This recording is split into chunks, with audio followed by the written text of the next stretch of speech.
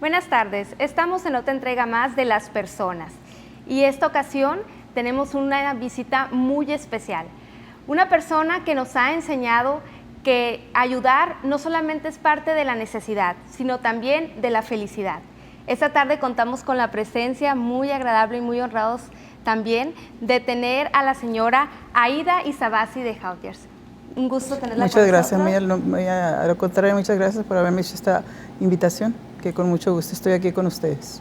Pues parte de esta invitación es conocerla y queremos saber de dónde viene, quién es usted, quiénes son sus padres, por ejemplo. Bueno, yo soy, nací el 20 de octubre de 1935. Ahora en octubre cumpliré 80 años, si Dios nuestro Señor me lo permite. Soy de origen japonés, mi padre era japonés y mi padre era mexicana. Yo nací aquí en Hermosillo, pero mis padres se casaron en Sinaloa, en Estación Naranjo, Sinaloa. Recién casados ellos se fueron a Los Mochis porque mi papá tenía un negocio de tortillería y molino en Ixtamal. Cuando él tenía 6 meses, yo tenía a mi madre 6 meses de mi gestación, le hablan de aquí de Hermosillo otro compadre, un amigo de origen japonés, José Endo, que inclusive él fue el primero que tuvo la primera tortillería aquí en Hermosillo, que fue en 1935, que es donde está aquí por la Matamoros, cerquita, no me acuerdo si él Lindita o cuál es el nombre. Este amigo de mi papá, José Endo, le habla a mi papá y le dice, oye Manuel, dice, vente a Hermosillo, le dice, porque fíjate que están vendiendo un lugar que precisamente hace efectivamente, nada más que este molino en Ixtamal, hijo, pero tú allá, aparte del molino, pues tienes la tortillería, le dijo, y te puedes venir a Hermosillo, le dijo, porque el lugar donde se está vendiendo está enfrente del cuartel, que es un lugar donde realmente, en Hermosillo, dice, no comen tortillas de maíz, porque en aquel entonces era pura tortilla de harina, claro. Pero como precisamente la ubicación es enfrente del cuartel, por la Sonora y Guerrero, que a tus órdenes en el número 54, ahí nací, está enfrente del cuartel, lo que le permitió a mi papá hacer muy buen negocio, porque enfrente estaba el batallón 14, donde existían el batallón, pero aparte en ese momento, como que había muchos cambios de batallones y muchos batallones llegaban, pero aparte todo lo que era la calle Matamoros, la calle Guerrero, la calle Garmendia, Sonora, Oaxaca, la Luis Donaldo Colosio, Yucatán. En su momento ahí vivían las bolsas, decían, de las guachitas, o sea, las esposas de los soldados y de los oficiales, de manera que eso le permitió a mi papá tener un mercado y a mi mamá tener un mercado cautivo de muchísima gente.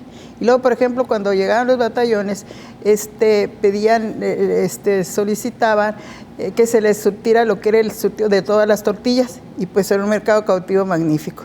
Todo esto le dio una capacidad económica a mi papá, que gracias a Dios permitió. Mi mamá muy trabajadora, ella de Estación Naranjo, Sinaloa. Mi papá salió de Fukuoka se fue a Perú. En Perú, con un grupo de japoneses, no encontraron las oportunidades, entonces con esa misma corriente migratoria se vinieron a Mazatlán porque creyeron que en ese entonces podían explotar el petróleo, cosa que bueno, no era cierto, pues ya ves cómo es. Pero entonces cada quien empezó a diversificar sus actividades. Mi papá era comerciante y eso fue lo que se dedicó. Por eso yo nací en la calle Sonora, que fue la segunda tortillería que se fundó aquí en Hermosillo, Sonora. O sea, viene de familia ser pioneros en actividades, en este caso el comercio. Así es. Y como lo dice, de un mercado que estaba ávido de ese producto, ¿no? Que por y que coincidieron pues la reunión donde digo la ubicación, que era la única parte que podría haber tenido éxito, ¿no? Así es. ¿Cuándo habríamos pensado, no? Esa corriente migratoria que nos comenta, que incluso saberla hasta la misma calle en la que nació. Y de su niñez, cuéntenos, ¿perteneció a grupos tal vez artísticos, culturales? No, mira, bueno, yo fui de las mujeres que rompieron muchos paradigmas. Yo hice la primaria en la escuela Leona Vicario, que era para niñas en ese entonces. Después de la Leona Vicaria entré a la secundaria de la Universidad de Sonora. Posterior a eso entré a la carrera de farmacia dentro de la Universidad de Sonora, que ahora ya no existe esa carrera, pero que en su momento existía. Y allí fue de las primeras mujeres que tu servidora rompió el paradigma, porque las mujeres de mi época, te imaginas, hace 70 años o más, no estudiaban. Yo fui prácticamente yo creo que fui la única generación de esa época que terminé una carrera dentro de la Universidad de Sonora. Pero también dentro del desarrollo de mi niñez tengo etapas muy tristes, porque mi padre, de origen japonés, cuando la Segunda Guerra Mundial, mi papá, pues con ese amor que le tenía, porque aquí inclusive ahí había una lógica. Poco se ha escrito esa historia de los japoneses que hicieron aquí historia, porque eran varios japoneses que se reunían en una logia, que se juntaban, que hacían honores a su patria, ¿no? Y estaban muy en contacto y no tenían mucho contacto con la comunidad. Mi papá formó parte de esa comunidad de japoneses, que eran algunos, unos era, por ejemplo, eran uno, doctor Iwamoto, que fue muy reconocido por la calle Cerdán, donde él era dentista. Estuvieron los Katase, que eran agricultores, los Katsuda, en donde está ahorita por la Sonora y Garmendia, está una nevería que se llama Ideal, que ahí era el doctor Ángel Uehara, era el dueño de esa nevería, que en aquel entonces era famosa para las juventudes de entonces. Ahí contaba, les decía tíos, mi tío Ángel, que iban las juventudes como don Gustavo Mazón, el señor León, don Nini Vizcaíno, que eran los que en esa entonces eran los jóvenes que iban a la nevería y que él les fiaba, ¿no? Esa época. Posteriormente a eso viene la Segunda Guerra Mundial y ahí viene una etapa triste de mi niñez, porque mi padre se suicidó. A raíz de la Segunda Guerra Mundial, mi padre se suicida y entonces tuvimos que vivir esa situación, porque en ese entonces, siguiendo la corriente política que siempre establecieron los norteamericanos, se giraron órdenes un poco antes de que estallara la Segunda Guerra Mundial, de que se concentraran todos los japoneses, porque decían que los japoneses eran como espías. Se hizo lo mismo en Estados Unidos. En México, gracias a Dios que se les concentró en diferentes ciudades, en Guadalajara y en México. En Estados Unidos sí los concentraron, eran campos de concentración a hijos de japoneses que habían nacido ahí en Estados Unidos, ¿no? Entonces, a raíz de eso, mi papá, te puedo decir, que fue el único que se quedó aquí, que no lo trasladó, le llegaron las órdenes de gobernación para que se trasladara a la Ciudad de México. Pero mi mamá, a sabiendas en esa época que por la altura, como mi papá era hipertenso, al llegar a México se podía morir. Entonces mi mamá, que era una mujer maravillosa, muy inteligente, trabajadora, al unísono junto con mi papá, era muy bonito matrimonio, nos dio diferentes ejemplos a mis hermanos, Luis Manuel el segundo y Armando el tercero, yo soy la mayor. Entonces ahí mi mamá en esa época buscó cómo no se fuera su esposo y entonces se puso de acuerdo con dos judiciales, se prestó para eso porque no había otra forma, y sé los nombres de las dos familias que ya murieron, donde les pagaba 50 pesos diarios a uno para que mi padre se pudiera quedar sin que saliera de su casa. Tenía la casa como cárcel.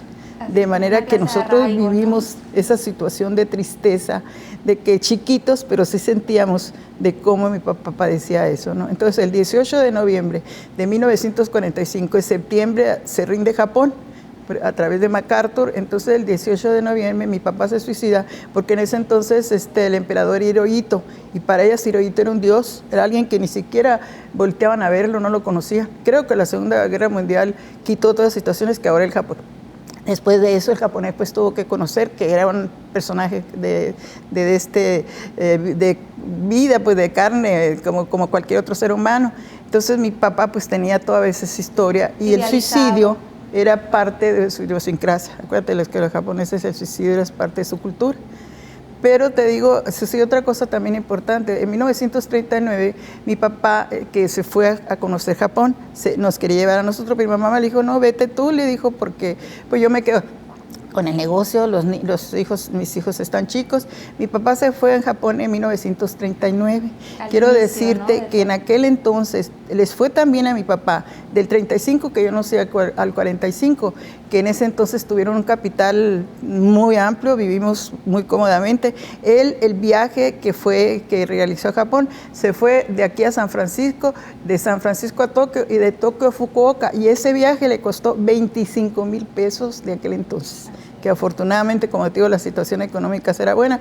Cuando regresa mi papá, estalla la Segunda Guerra Mundial contra Japón.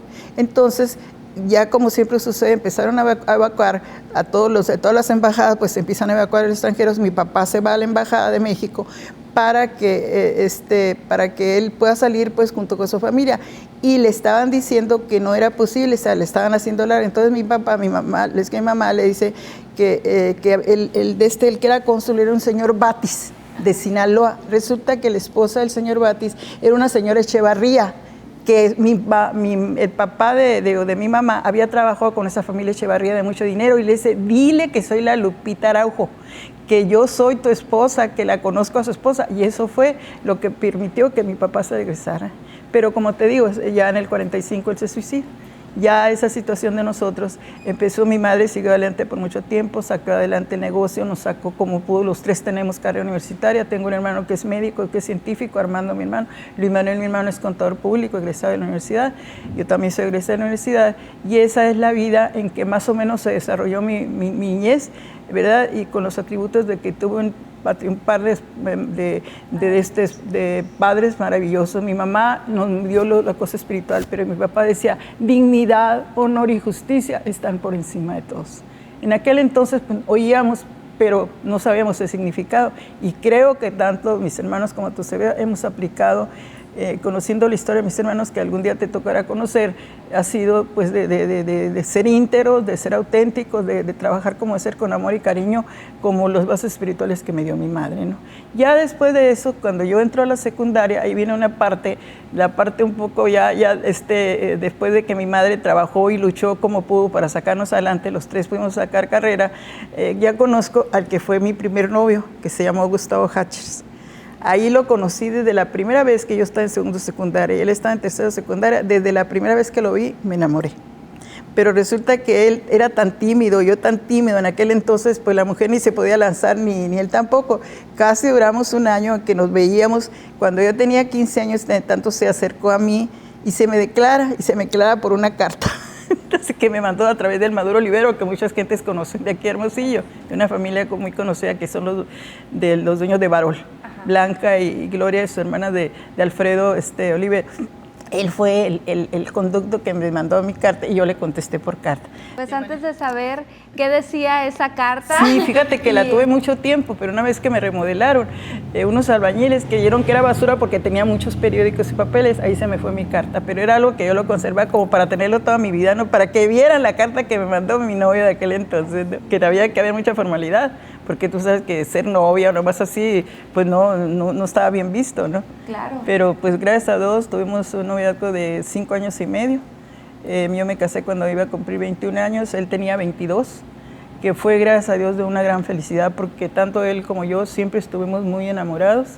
Entonces ya pasa el tiempo, yo termino mi carrera. Al casarme pude poner el negocio que se llamaba Farmacia Matamoros y Nuevo León, a un costado de los bomberos, que duré 30 años trabajando ahí, desde 1961 hasta 1991. Cuando yo, después de que ya él muere, porque él se le detectó su cáncer en 1982, en diciembre, y 6 meses después, el 29 de mayo de 1983, se muere. Pero fue una cosa que detectó el cáncer. Empezó en el estómago, pero después hubo metástasis para todo su cuerpo y terminó con un cáncer en los huesos, cosa que a mí me impactó muchísimo, ¿verdad? Teniendo una carrera y que sabía más o menos de la fisiología, de lo que eran las enfermedades, uno piensa que a uno no le puede pasar.